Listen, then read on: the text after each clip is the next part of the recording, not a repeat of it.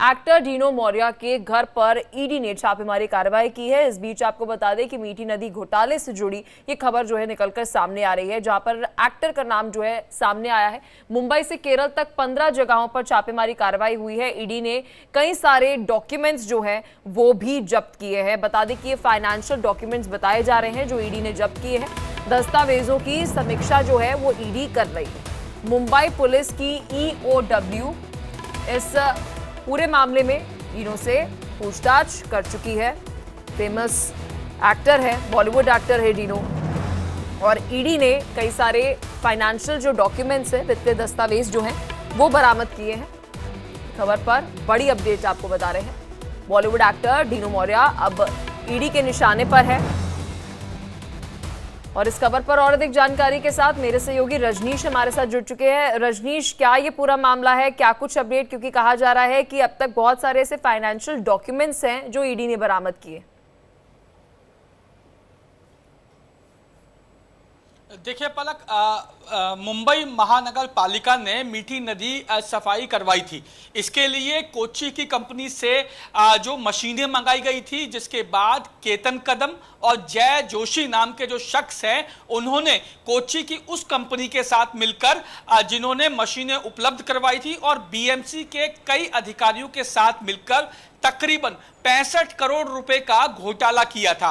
इसके बाद जब इस घोटाले के मुख्य आरोपी केतन कदम को ईडी ने जब पूछताछ की, उसके कॉल रिकॉर्ड्स चेक किए गए तो उसमें डीनू मौर्या और उसके भाई की कॉल रिकॉर्ड सामने आई। और ये एक बार नहीं बल्कि कई बार जो है दोनों के बीच बातचीत हुई थी, जिसके बाद जो ईडी को ये लगा कि ये जो बातचीत है ये सिर्फ दोस्ती के नाते नहीं हो सकती, बल्कि डीनू मौर्या का भी इसमें अहम भूमिका हो सकती है। इसीलिए ईडी ने डीनू मौर्या के घर पर छापेमारी की और जो है वो कई जो है इस पूरे मामले को लेकर जो मीठी नदी सफाई मामले को लेकर कई अहम दस्तावेज को बरामद किया।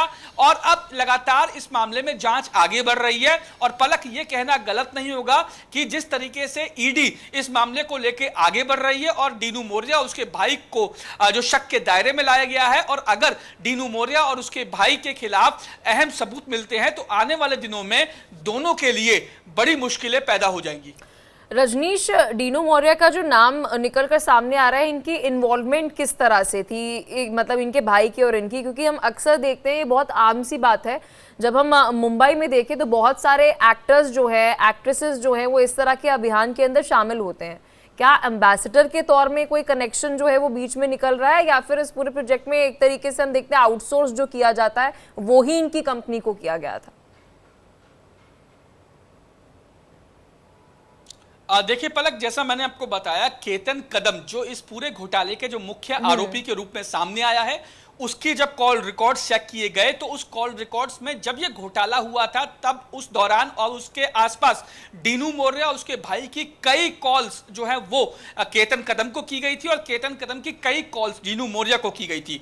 अमूमन ये देखा जाता है कि अगर कोई दोस्त होता है तो लगातार जो फ्रिक्वेंटली कॉल जो है वो आना जाना नहीं होता, हफ्ते में 5 दिन में 10 दिन में या महीने भर में कॉल होती है, लेकिन ये कॉल फ्रिक्वेंटली हो रही थी और उस दौरान हो रही थी जिस दौरान ये घोटाला हुआ था, उसके आसपास ये कॉल की गई थी। तो इसीलिए ईडी को यह शक है कि डीनू मौर्या महज केतन कदम के दोस्त नहीं हो सकते, बल्कि इस पूरे घोटाले में उनकी अहम भूमिका हो सकती है। अभी जो है ईडी को शक है इस बात का, और इसी शक के आधार पर छापेमारी हुई और तमाम जो कार्रवाई है ईडी की तरफ से वो की जा रही है। फाइनेंशियल डॉक्यूमेंट्स जो कहा जा रहा है कि बरामद हुए हैं, वैसे तो अभी सार्वजनिक नहीं हुआ है कि क्या कुछ उन डॉक्यूमेंट्स में है। आपके सोर्सेज से कोई जानकारी रजनीश कि डॉक्यूमेंट्स में क्या कुछ हो सकता है?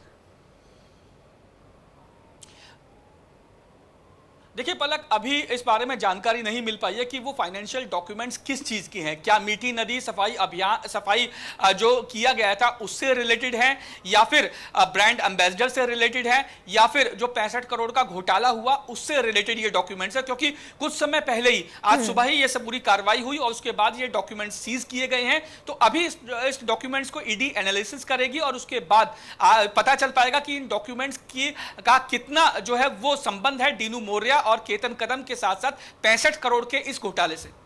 बहुत शुक्रिया रजनीश, बड़ी ये खबर है, आप इस खबर पर नजर बनाए रखना, जो भी अपडेट होगी हम आपसे लेते रहेंगे। बहुत शुक्रिया हर एक जानकारी साझा करने के लिए।